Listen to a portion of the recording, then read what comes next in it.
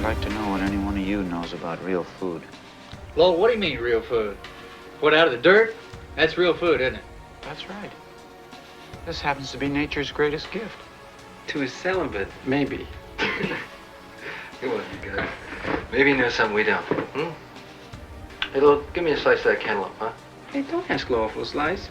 I'd be delighted to give you a slice of that cantaloupe. Just sit down and shut up. Sit down, sit down, sit down! And shut up and leave me alone, all of you now, and let me eat.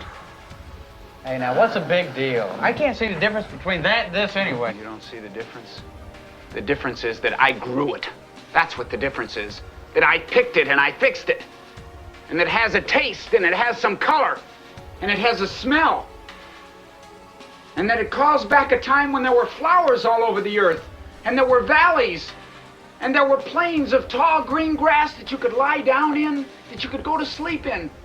And there were blue skies, and there was fresh air, and there were things growing all over the place, not just in some domed enclosures blasted some millions of miles out into space.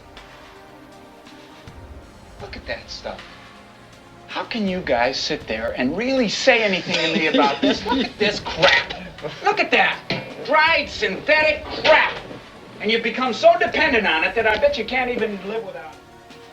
In his latest book, To Govern the Globe, World Orders and Catastrophic Change, historian Alfred McCoy explains how a succession of catastrophes from the devastating Black Death of 1350 through the coming climate crisis of 2050 has produced a relentless succession of rising empires and fading world orders. During the long centuries of Iberian and British imperial rule, the quest for new forms of energy led to the development of the colonial sugar plantation as a uniquely profitable kind of commerce. In a time when issues of race and social justice have arisen with pressing urgency, the book explains how the plantation's extraordinary profitability relied on a production system that literally worked the slaves to death, creating an insatiable appetite for new captives that made the African slave trade a central feature of modern capitalism for over 4 centuries. After surveying past centuries roiled by imperial wars, national revolutions, and the struggle for human rights, McCoy seeks to prognosticate about the future, highlighting the ways in which climate change and changing world orders will shape the life opportunities for younger generations. What does this past tell us about the future of the global order? How and why is this order changed? And what will this mean for future generations? We'll ask these questions and more. This is Revolution.